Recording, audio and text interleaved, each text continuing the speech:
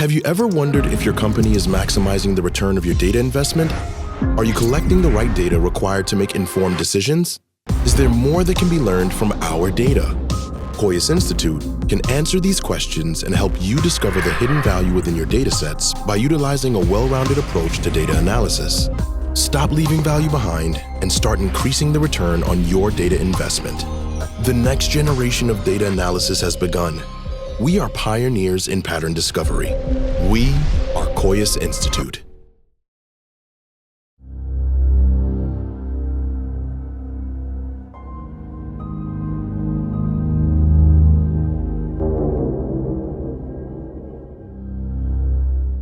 How are you settling in down there? Oh, we feel very safe, very comfortable. We're slowly acclimating to the reduced oxygen. Right.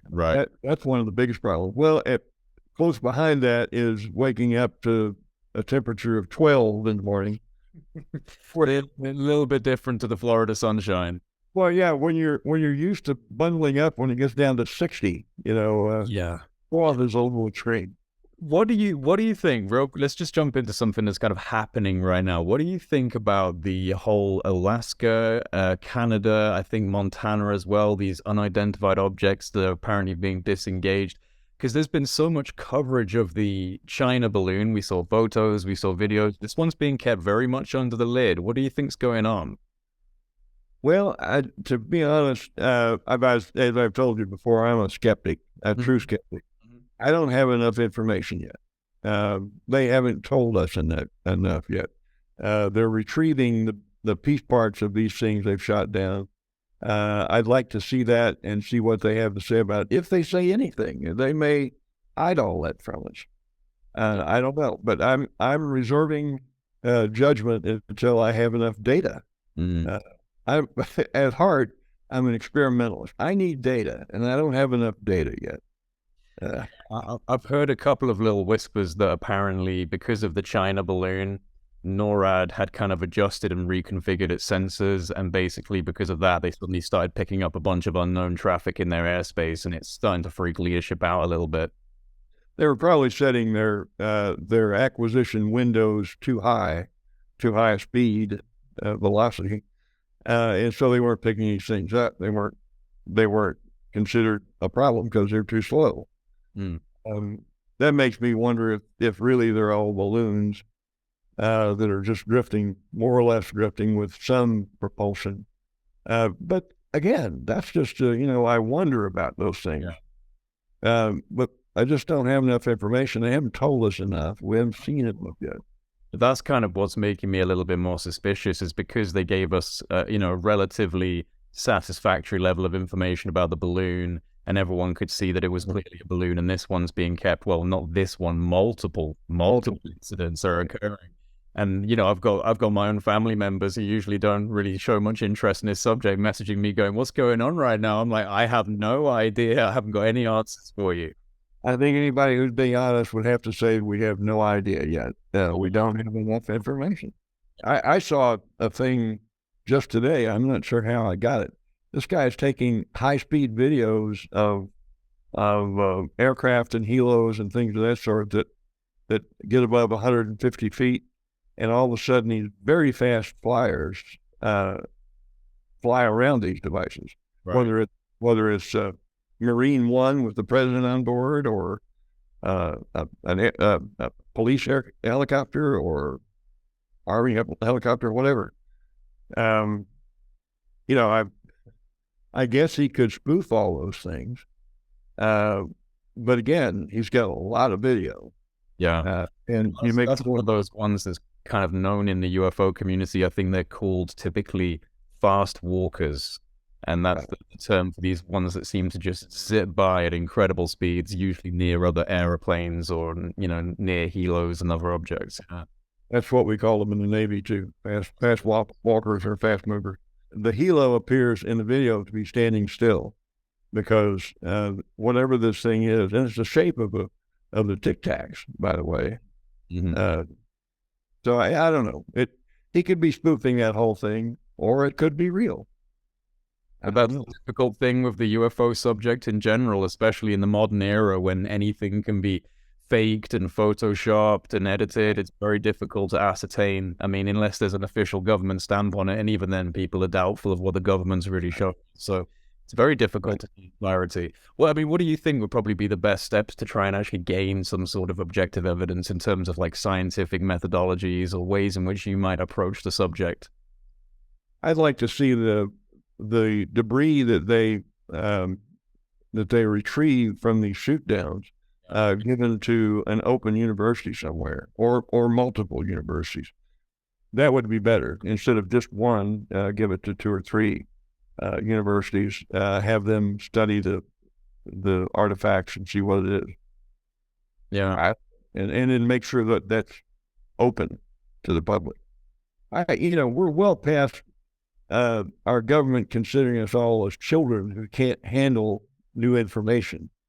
Well, speaking of trying to find the truth, you were recently contacted by someone within the government, within an interesting committee, and they were interested in the truth. They wanted to know what exactly you were finding out in the Advanced Theoretical Physics group, which we'll get into a little bit later on in terms of that group itself. But is there anything that you can speak on in regards to being contacted? Because I remember when we first did our first interview, and I emailed you afterwards saying, hey, look, there's a chance that maybe this might generate some interest and people might get hold of you, and someone has. So, what exactly was the nature of the call? Yeah, I was a little bit taken aback by that I had a call from Congress. But it was congenial. He was very friendly. And he obviously was interested in the ATP meetings. He must not have had the meeting notes in front of him, because he didn't go through those notes in any kind of organized fashion. He asked me some salient questions, and I did my best to answer him. As you know, I answer only what I know to be fact, or what I suspect strongly. And if I suspect something strongly, I try to imply that that's a suspicion. That's what I think. That's my theory. But do you have Linda's notes available to you? I made a little copy and wrote down some questions related to things. I mean, one of the things that struck me as quite interesting was their interest in, I think it was like 150,000 Gauss magnetic field that seemed to be associated with UFO sightings, and I think they asked if there was a way to measure the signatures, and you gave an interesting response that involved a gadget developed by someone called Buckholz. Yes, that was one of my disappointments from that meeting. Probably my biggest disappointment. Really? Well, they put this gadget on the table in front of this off-tier group, and I thought that was really interesting. And they described what this thing did, that it would emit a signal whenever there was an unidentified flying object anywhere in the horizon. And so my experimental physics thinking got triggered, and I said, well, hey, let's outfit that thing. I'm in charge of a remote tech site, and we have plenty of territory, as a matter of fact, you've got open sky, up high on a mesa top. Let's outfit it with your gadget, and when it makes a signal, cause it to trigger a recording system and a 360-degree camera. We can rotate that camera 360 degrees and have it take video. And I described all this, and it went nowhere. And I thought, well, are they not interested in gathering real data? Who are you describing it to? Who are you pitching this to? Like people in the group? But group in general. Huh. Now, maybe I didn't express myself well enough, or I don't know, but it was never followed up on. Like theoretically, you think that would have been an ideal setup to kind of so. If that gadget was really emitting a signal whenever there was a UFO within sight, then why not video that? Don't leave it to the electronics. Don't put a human being in the middle of it. Have the electronics take care of videoing that thing. Then you have video evidence, and it's evidence that you haven't tampered with. I call that data. I call that something you can hang your hat on. something you could say, well, look at this. We've got something going on here. So who was this Buchholz guy that had this gadget? I had never met him before. No, but did he have like an intel or military inventor background or inventor? I think he was, a garage inventor. I'm not sure. I hesitate to say what he was all about because I really don't know. and I didn't know him before, to my knowledge. Not sure who brought him to the meeting. I didn't. And I'm not sure I'm being fair with my assessment of what did not happen. Right. But in fact, I know that nothing happened. And I was disappointed with that. Fair enough. And the person that called you was interested in remote viewing a little bit as well, right? Yeah. Yeah. I mean, what do you think of remote viewing? Well, let's see. I know people who've been involved in that in private situations, personal situations, and real research funded by government agencies. And we know that's been going on because we've got evidence of that in the literature. Yeah. There were those kind of programs. And I know that some reasonably useful data came out of some of those programs. But that's all I really know. I was not involved myself, so I can't speak to it as a participant. About as a physicist, in terms of non-locality and quantum entanglement, information being exchanged across separations. Well, I think it's entirely possible that remote viewing has validity. I don't see a problem with it. What the mechanism is, I don't know. But I have my own set of theories on such things, which I don't really want to get into right now because they're off the wall. But I believe all of this is a bit off the wall, to be fair. But hey, look, you know, if you're not, it is. It's Linda's laughing in the background. Well, I certainly believe in the validity of remote viewing. I've had my own strange experiences, as you know, and that was tied intrinsically to me perturbing my consciousness and trying to get something to happen, and things happen. So I think there's a lot of validity to it. But yeah, they were interested in remote viewing. I mean, the thing is with the UFO subject, and I think as it becomes more relevant within the mainstream world and the scientific community start digging in even more, they're going to have to come to the realization that there is an integral component to it that is consciousness related, that is in some way related to the weird quantum spooky, non-local kind of behavior that we attribute to psychic phenomena. And it seems that there's a bridge between those two things, which I find interesting. And it's a steep learning curve for people who are going to come into this and realize there's a much deeper trench to kind of get into. Yeah, I agree. Well, you've heard me talk before about the fact that we are spiritual beings. We exist in a physical body, but our physical body and our senses in this physical body kind of overpower our senses in the spiritual world. Yeah. And so we don't really understand the spiritual world that well at all, as a matter of fact. And so there may be something there in those extra dimensions or in that spiritual world that we don't grasp yet, but some people have been able to touch on it, if you will. Yeah. I think that there are people who have a certain level of sensitivity, just like anything else. Just like anything else, there are people who are born and they have a particular type of muscle that makes them a fantastic runner. And there are some people that are born, I think, with a layer of sensitivity to things that people don't normally see or feel or, experience. We don't really know much about that. It's an undiscovered science, or it's a forgotten science. I think maybe a little further back in our history, we had a better idea around consciousness, but so far we haven't really figured it out. Well, I've seen people witness the spiritual. Children, as an example, don't seem to be blocked off to it. Right. And so they seem to be able to sense the Because they're spiritual. so early through the doors, they're so early in, they haven't had time to absorb all of the other stuff. They haven't had time to build up protections against it or whatever.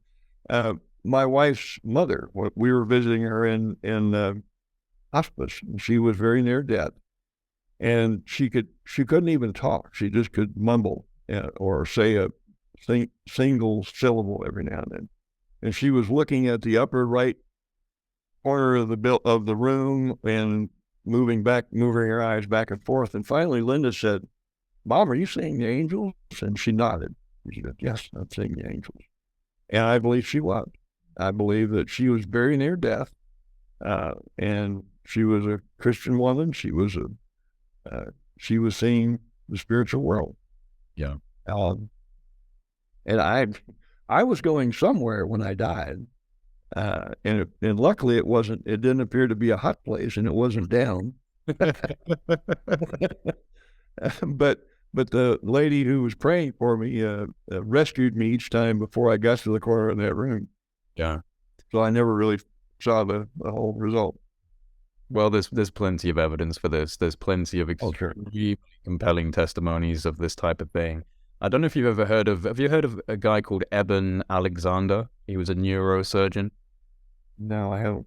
You should look into that story. It's such an amazing story because he was very much, a materialist, skeptic, scientist, didn't really have a belief in the afterlife or anything like that.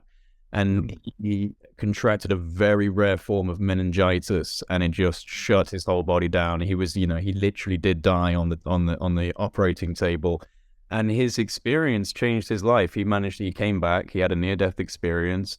It was extremely vivid, and it even had a component of him meeting someone in that space who he'd never met before, who he then encountered in life later on. And so there was this very strange kind of space-time component of having an experience related to it in his waking life afterwards. And Eben Alexander, Eben Alexander, very, very intelligent man, and just describes his experience with a lot of detail. And I think he sounds very sincere to me. We'll look him up. Yeah. I'm sure to capture that name. Yeah. No, I highly recommend it. So another thing that was brought up, and this is one of those really interesting stories that I've been fascinated by, and I don't know if there's enough information out there, and other people are very curious about it, and it's the Philadelphia experiment that was brought up briefly. Can you explain to people, at least to your knowledge, what the Philadelphia experiment was meant to be and what you maybe think it actually was? All right. First of all, I haven't read nearly all the stuff that is out there on the Philadelphia experiment. Yeah. I have seen the things about making people and making ships disappear and all of that thing. I find that highly improbable that was what was going on. As a matter of fact, I know at that time, one of the things the Navy was interested in was making ships invisible to magnetic mines, not invisible to the eye. And so they were wrapping electrical coils around various parts of ships and energizing those to reduce the magnetic signature of the ship so that a ship wouldn't set off a magnetic mine. I know that to be the case because the ships I was on had Helmholtz coils that we had to periodically test. There were ranges that we would have to go through that would test whether or not our magnetic signature was reduced appropriately. And so I believe that what they're looking at there is testing of reducing or making invisible the magnetic signature of ships, so we wouldn't set off mines. It's as simple as that. The rest of it's sensational. Yeah, where did the story come from? Where did it come from? Well, because in a sense they were making the ship invisible, but it's invisible to the magnetic mine, not invisible to the human eye. Yeah. And so I think that's where it was. Again, now this is supposition on my part, but in looking at the field of all this advanced stuff, whether it's UFOs, UAPs, or remote viewing, there are people out there that will latch onto any term and carry that to the far extreme and tell what I call goosebumply stories, you know. I'm not a big fan of goosebumply stories. I mean, if you're sitting around a campfire eating s'mores, yeah, okay, that's fine. that's fun. But, you know, in a field that requires serious investigation, which I believe the UAP field does, it's not helpful to do those kind of things. That's where I stand on that. I think they just took the invisibility comment and ran with that and became sensational with it. Have you heard of, because he's mentioned in the Admiral Wilson documents, Bob Beckwith? I know of him. I don't know him. Yeah, because he actually wrote a paper about, well, not just about the Philadelphia experiment. It was a paper about time travel and teleportation and different high energy experiments that might yield those kind of results. And within that, he actually talks about the Philadelphia experiment. So I was kind of surprised to see someone like Bob Beckwith talking about it, and he was talking about it in the way of it was, you know, a legitimate experiment gone wrong that caused horrendous incidents on board. Trapped in the steel, trapped in different parts of the ship and all of this. And I don't know why. I mean, why do you think he'd be so adamant about it? I don't know. Maybe he's got more information than I do. I won't say that he's wrong, but it sounds sensational to me, and especially when I know what the Navy was in fact interested in that at that time. So they, it would be handy to make a ship invisible to the naked eye, but I don't believe that especially in the Philadelphia yard where they do serious ship repair work and things of that sort, I don't think they were doing that. Fair enough. One thing that they wanted to talk to you about, or at least it was discussed, the gentleman by the name of Ed Speakman, who was the chief scientist on General Stubblebine's staff at Army Intelligence. Yeah. In the notes he provided, it said that Ed Speakman asked, "Are we being led to conclude that an organization exists that sucks up all this material into a box?" To which a gentleman by the name of Robbie responds by saying, "I think you can believe that." So could you expand on this conversation at all? And who's Robbie? Well, first of all, you touched on two names that are very interesting to me because they're very interesting characters, both of them, for different reasons. Ed Speakman was fascinating. He was the chief scientist in Army Intel. He worked on General Stubblebine's staff as chief scientist. And I met him with John Alexander, I might add, at Army Intel, and we were on a totally different topic. And he told me the story of the invention of the telescoping antenna for automobiles. I don't know if I told you that before. When he was a fresh-caught EE graduate, he went to work for Philips Radio. I think it was Philips. And he no sooner got on board the corporation than I said, "Get your butt up to Detroit and you solve the radio antenna problem, and don't you come home until you've got it solved."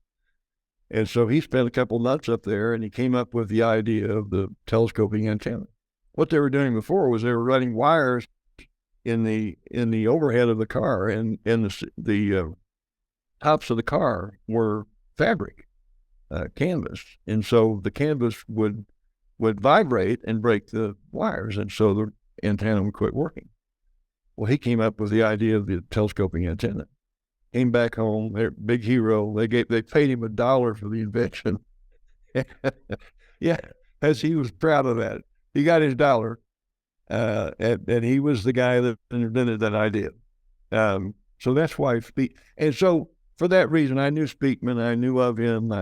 I'd had that chat with him, and so I paid close attention to what he had to say.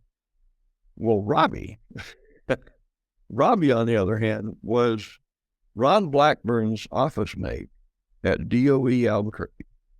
And Willie Williams and I, when we were both working at the laboratory in Los Alamos, would come down to DOE headquarters once a month and visit with Ron, and Robbie was off to the side of Ron. Ron was in the center desk, and obviously Robbie was supposedly his civilian counterpart or whatever.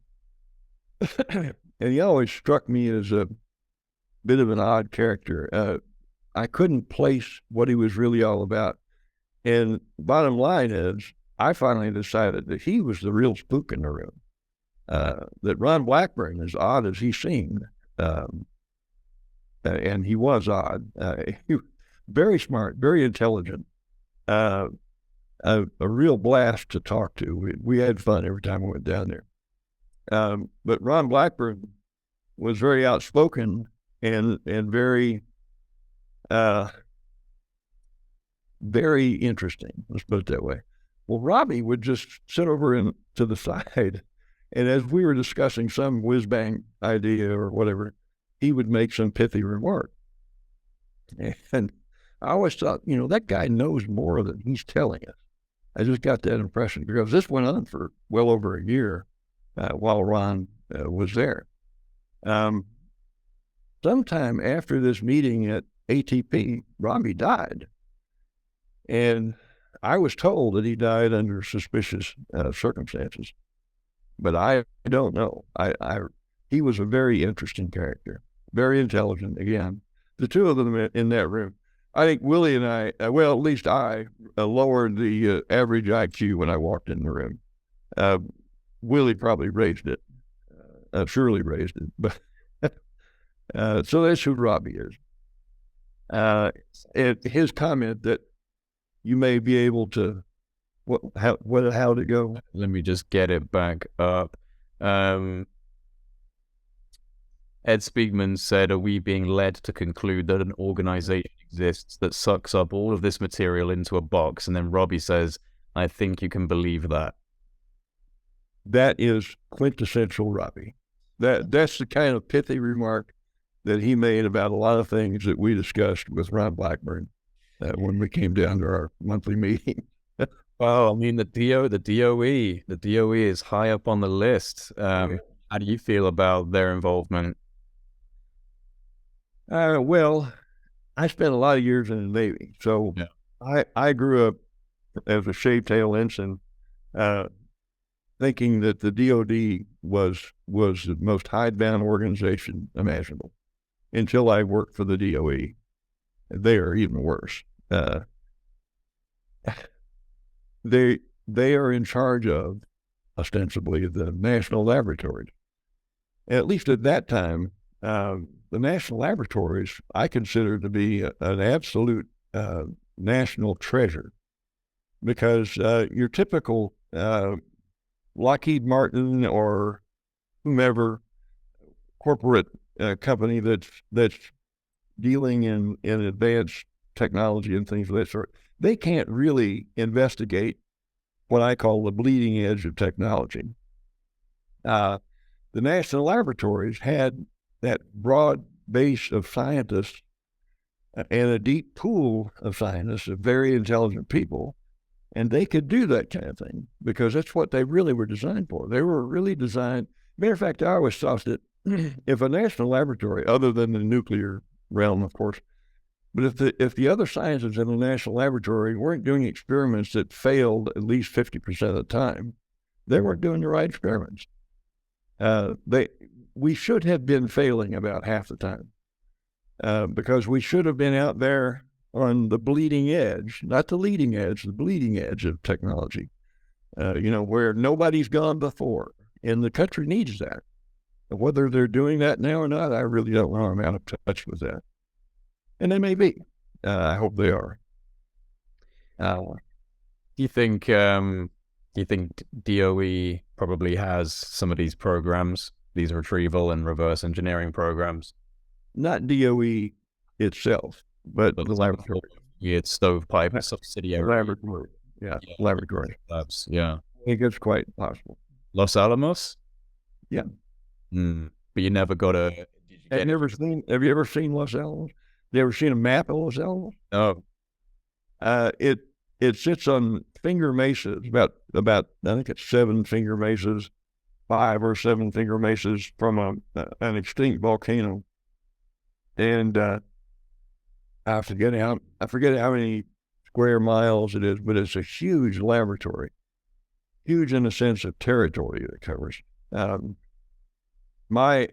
the special project or special technologies program that I ran, we were out at one of the remote sites. We basically owned a mesa top, and you could hide almost anything out there. As a matter of fact, for a while, we used to make fun of the fact that the UFO community thought that my site was hiding the crashed UFOs, and so we've developed these fake badges for our technician scientists that said, "Admit nothing, deny everything, make counterclaims."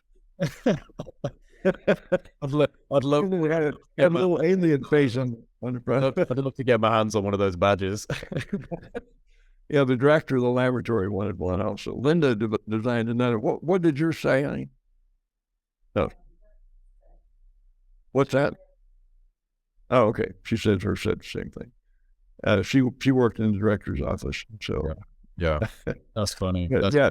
If you I don't know if you still can do it, but if you Google TA-33, you may find that those folks hide all the craft alien craft or the bodies of the aliens. Yeah, definitely 3. Now, the only thing I'm getting is a type of assault rifle that I think goes by the same name. So, well, they may have dropped that story. Yeah. Maybe we poked fun at it enough that they quit. Yeah, you did. Yeah, a little too much. Does Los Alamos go like deep subterranean? Is there a lot of levels? There are some levels. I never got deeply into those levels, but my goodness, there's so many mesa tops and canyons. Yeah. You can hide almost anything there. Mm. And they did. If we were doing, as an example, if we were doing an explosive experiment of some sort, you can't avoid the explosion making a pattern on the dirt around on the area around the explosion, and that pattern can give away information, especially if you're trying to design a specific thing. And so what the people who are conducting those experiments would keep close tabs on the satellite systems, so that there were no satellites within range or with anywhere in the ability to be able to see that pattern on the mesa or on the canyon. Actually, they were done down in canyons, so that you had to be almost directly overhead to get the information. So I wouldn't discount anything, but I can't confirm anything because I haven't seen it with my own eyes. Nobody gave you a little wink and said, "Oh yeah, we've got the sources down here." No. Well, so let's jump a little bit into the advanced theoretical physics group. So for anyone who hasn't heard of this group before, could you maybe explain what the group was, how it got started, who was involved? Well, I believe that it was pulled together by John Alexander, General Stubblebine, who had gone to what was the name of the company? Who had gone to a company there where we conducted the meetings, and the chief scientist, Speakman. I think they are the ones that pulled it together, and basically they pulled together people around the government who had top secret clearances and were working in fields that might impact on the UFO environment. I had a casual observer's interest in the UFO area. I couldn't get involved in it, as I've said before, but I had a couple of my scientists who were deeply involved in it, in a personal level, and John was one of them. So I believe they pulled it together, and the purpose was to gather these people together, basically a think tank, if you will, to try to come up with a way of approaching government agencies to try to attract funding to actually conduct experiments. My little experiment with the gadget wouldn't have cost anything. I could have pulled that together from piece parts in the various labs that were in my building. Wouldn't cost us anything, essentially. But that was the idea, and that fell on, that went over like a lead balloon, as they say. We didn't get anywhere with that. Yeah. When did you get involved with the group? Oh, right away. I was at the first meeting, and there was a follow-up meeting several months later. The first meeting, the notes say that. As a matter of fact, at one point I thought the notes were not chronological, but I realized that, oh, okay, no, the notes are from two different meetings. Right. And by the way, those notes, anybody who looks at those things and gets goosebumps, yeah, keep in mind that I was quite adept at taking notes on highly sensitive topics in a way that would not divulge the sensitive information. What I would do... Are you trying to say that there's some hidden keys to be found within those notes? There may be, but I briefed all around the country almost on a monthly basis. And back in those days, you had to carry plastic view graphs. You didn't have the handy laptop or something like that, or a thumb drive that you could take along to plug in and show your view graphs. And so I would, in order to not have to lift weights in order to get ready for my trip, I would create my view graphs with bullet points that would just remind me, I need to talk about this topic. Okay, next I need to talk about that topic. And how about this? And those slides were they weren't unclassified, but I wouldn't want them at the public because then someone might be able to piece it together. So these notes don't divulge anything that I would consider sensitive. It was just to remind me these are the topics that people talked about.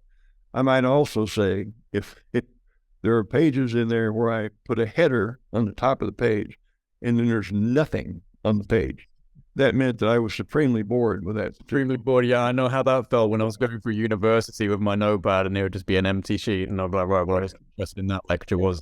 And that person said nothing of interest to me. So, well, I think one that was obviously of interest to you was Admiral Bobby Ray Inman being circled as a potential manager of reverse engineering programs. Now, I've spoken to him, had him on the record. He denied any sort of involvement, but we do know that Bob Exler, the NASA mission specialist, got him on the record saying that there were vehicles that were being studied and he wasn't sure if it would ever be released. And I mean, this guy ran 5 different intelligence agencies, was on the director of Science Applications International Corporation. So yeah, I think it's pretty likely, but why was he circled around? That kind of indicates a level of importance, surely. Well, of course, that was a very interesting comment that was made. And Bobby Inman was someone who was already of interest to me. At one time, I considered taking a jaunt down to Texas and applying for a job because I'd heard that, in some sense at least, he was preferentially hiring Naval Academy grads.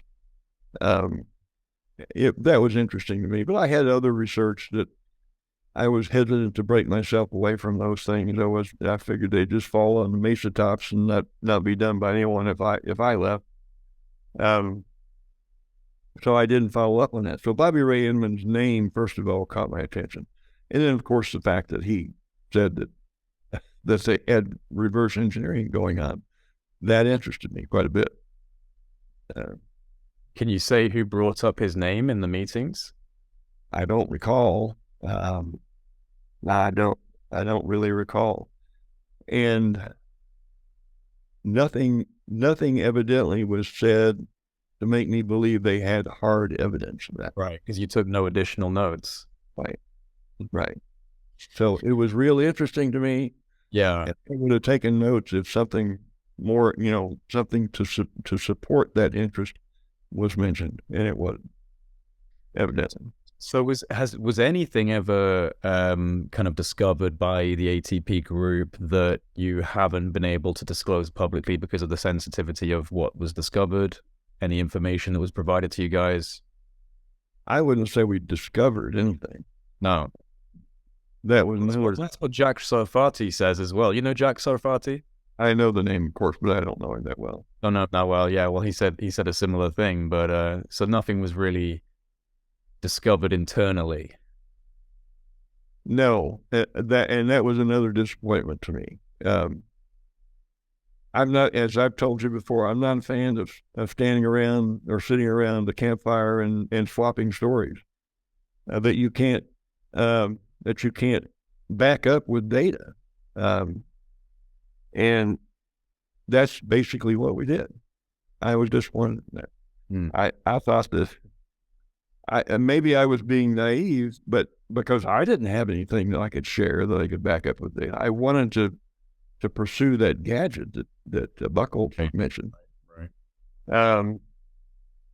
But no one presented hard evidence of any type.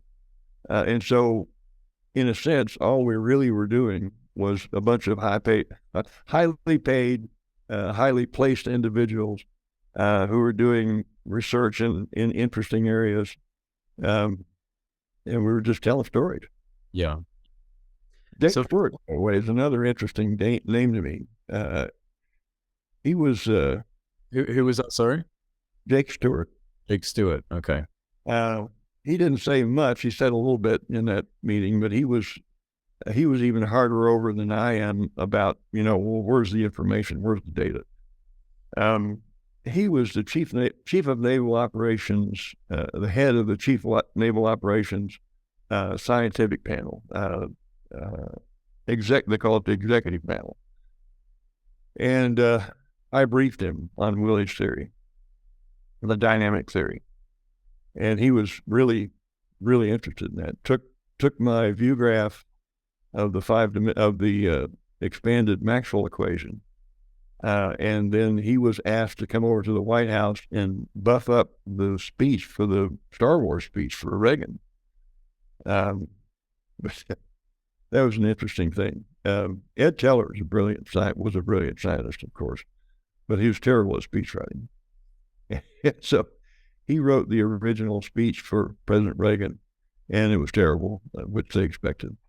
And Jake Stewart and a couple other people were asked to come over and buff it up, and so that's what he did. I know that something's going on, whether it's advanced vehicles that we have designed or others have designed, or extra-dimensional devices. I don't know. I know from experience that Los Alamos was used to fly experimental aircraft overhead and try to sense what they could sense from that. Matter of fact, we saw the stealth fighters before the stealth fighters became known to the public, and they flew over the laboratory several times.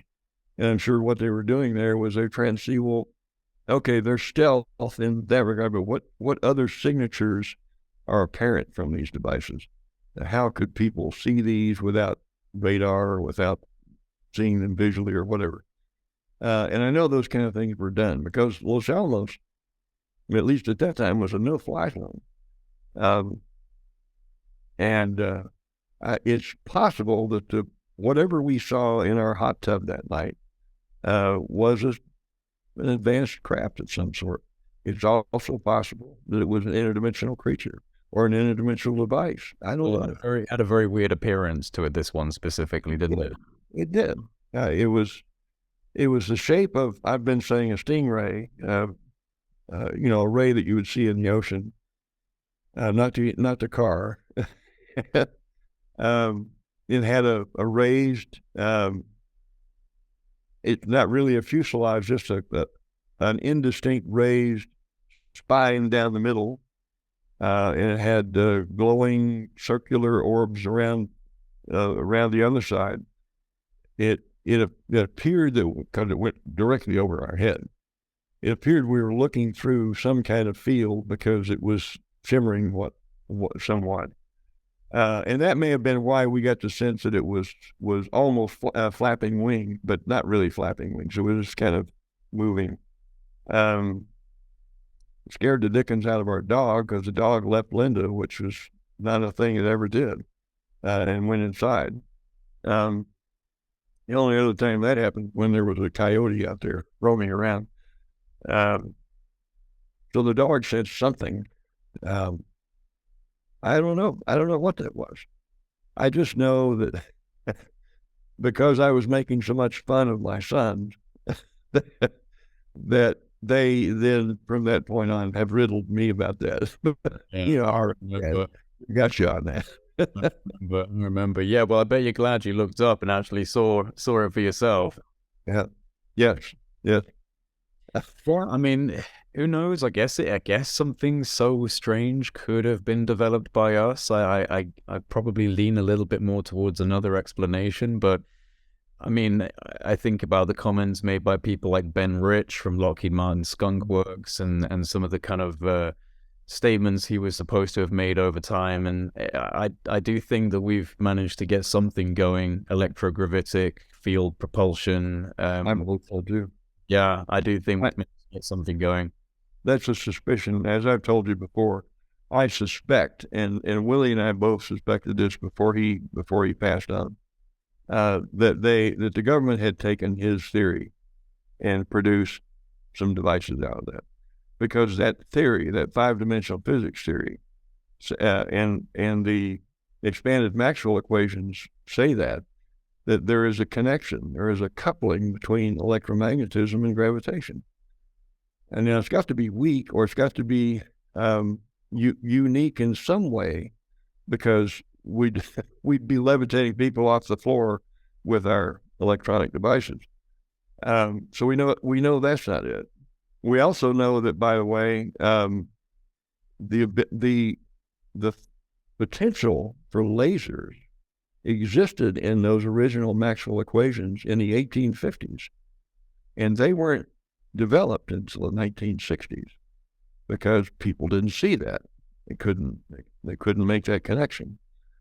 Well, that may be what we're seeing with those equations. We're just not clever enough yet, or at least I'm not, to see how you would go about producing an anti-gravitic device from those equations.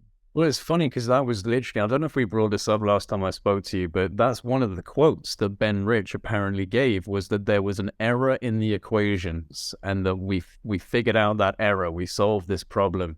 And even, I think it's either James Fox, the documentary maker, or Bryce Zabel, who's another Hollywood producer.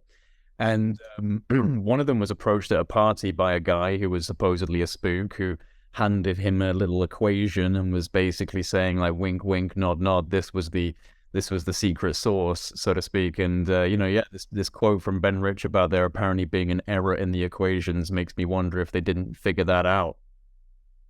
Oh, could well have.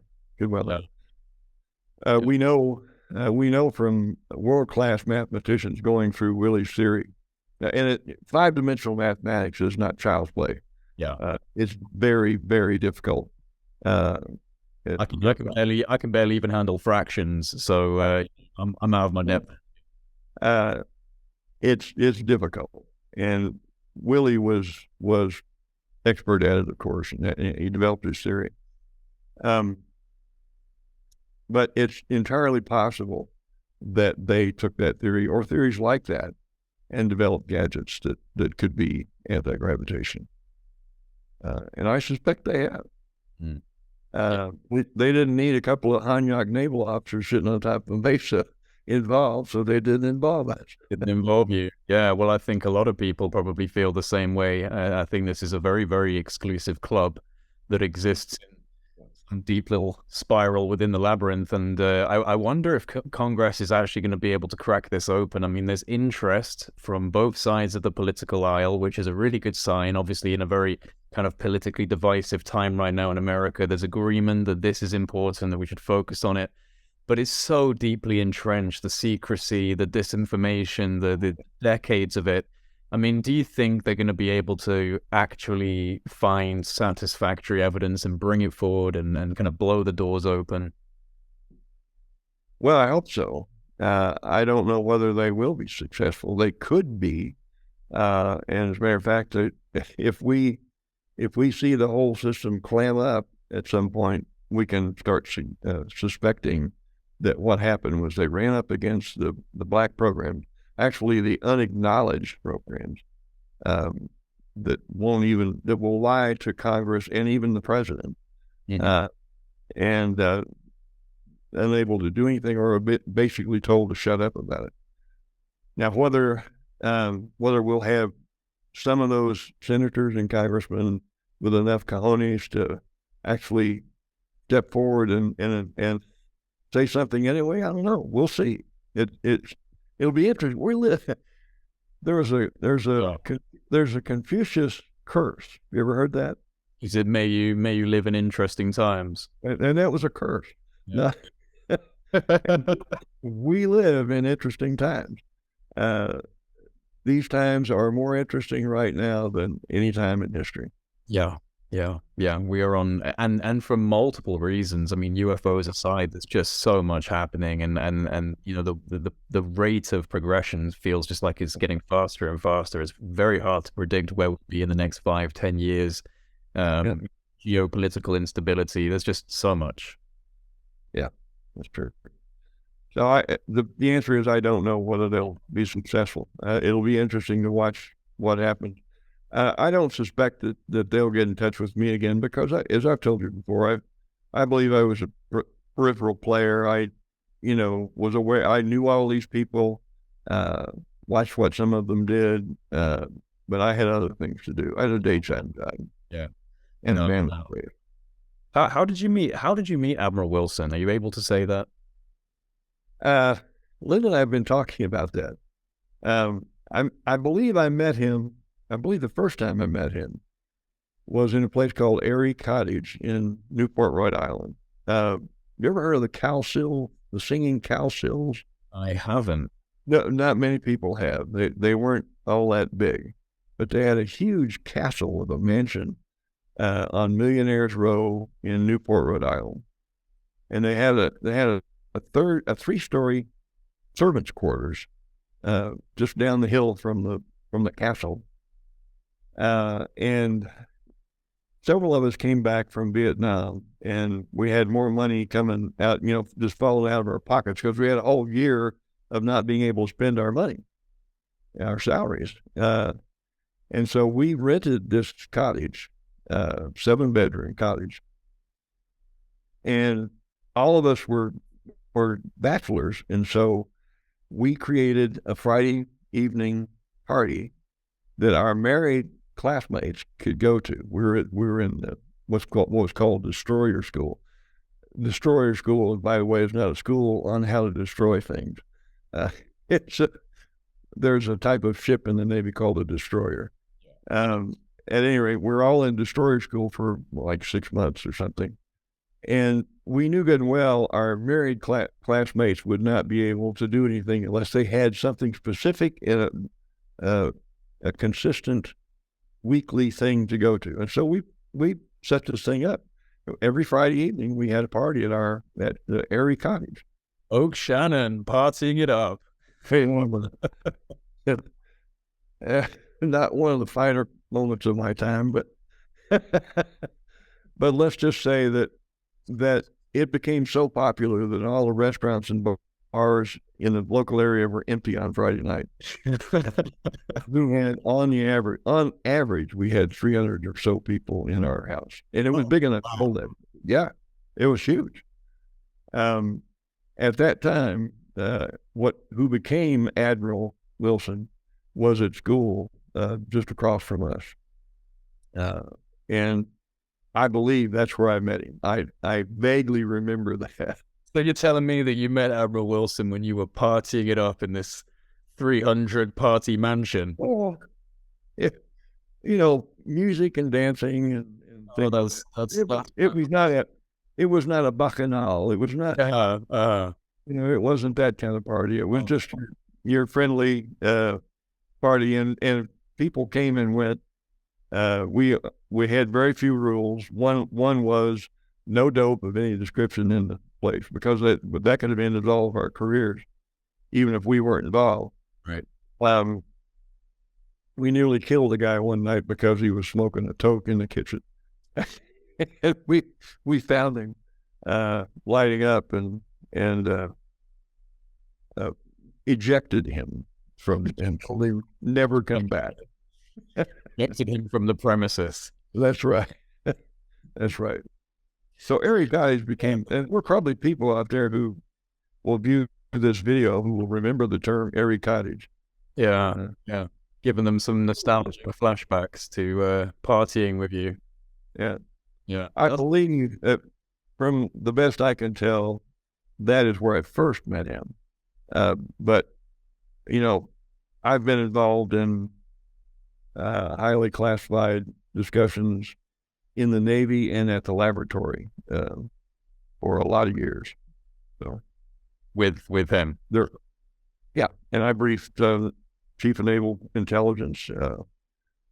I briefed the Joint Staff, and of course below the Joint Staff, I briefed the President's.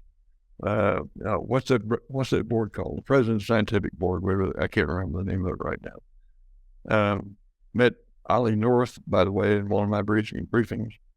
That was interesting. We had a Rear Admiral and a couple of senior civilians in that briefing, and Ollie North came in a suit and sat down, and all those senior people deferred to him.